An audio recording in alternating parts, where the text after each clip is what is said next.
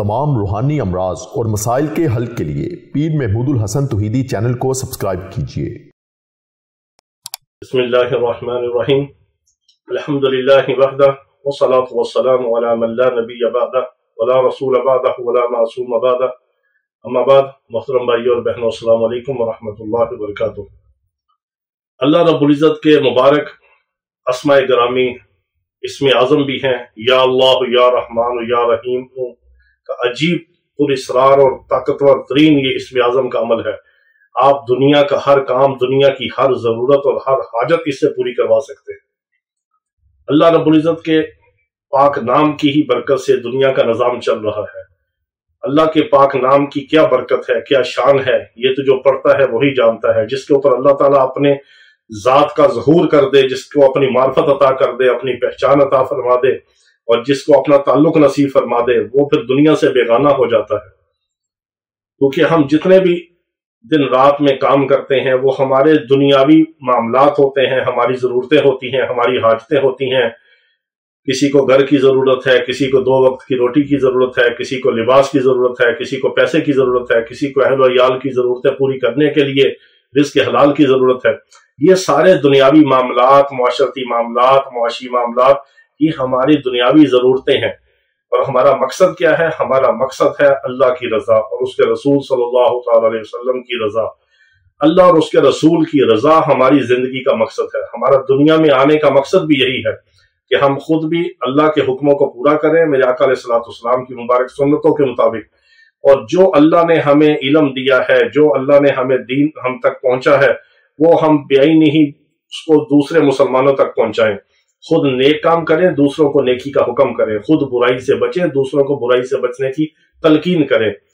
और दूसरा जो हुक्म है, बल्लिगु अन्नी वलो आया, तुम्हें एक आयत भी तुम तक पहुंची है तो उसको आगे दूसरों तक पहुंचाओ।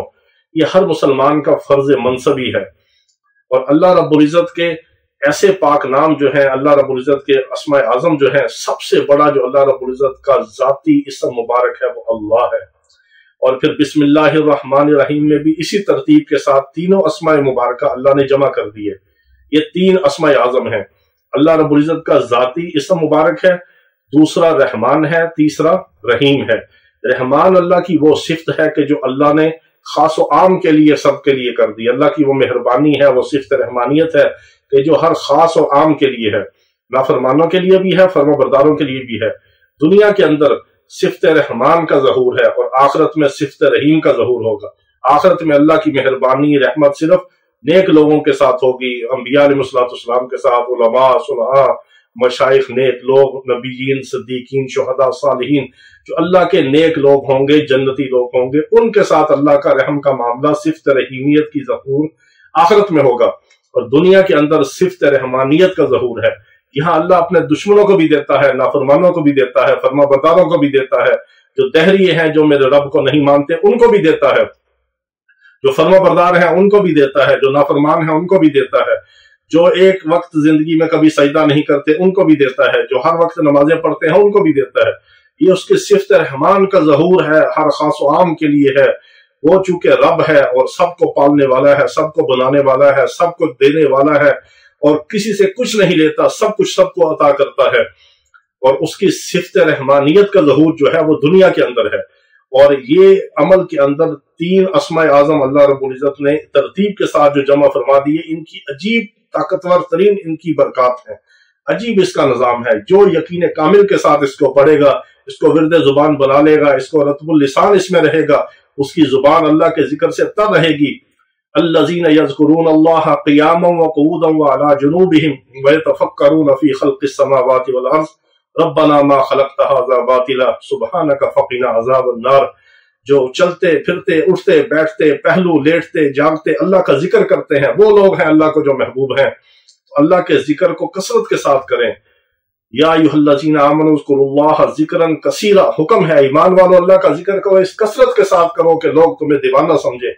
अल्लाह का जिक्र करो। जब अल्लाह के जिक्र से हमारी जुबान तर होगी तो हमारे जिस्म के अंग अंग में अल्लाह की मोहब्बत होगी, अल्लाह के रसूल की मोहब्बत होगी। हमारे जिस्म का हर रुआ रुआ अल्लाह अल्लाह पुकारेगा। एक तो यकीन के साथ अल्लाह के मुबारक अस्माए आज़म को पढ़ा करें, एक दिल से पढ़ा करें, एक तवज्जो के साथ पढ़ें, एक इस्तेहज़ार के साथ पढ़ें और ध्यान के साथ पढ़ें, پھر آپ اللہ کے نام کو ایک بار بھی اگر اللہ کہیں گے تو آپ اس کی برکات خود دیکھیں گے۔ تو یہ صرف چھوٹا سا عمل ہے، یعنی چھوٹے سے مراد مختصر سا عمل ہے۔ آپ کسی بھی نماز کے بعد رکھ لیں، کوئی وضو غسل کی شرط نہیں ہے، پاکی نپاکی میں بھی آپ پڑھ سکتے ہیں، لیکن پاک ہوں تو زیادہ بہتر ہے۔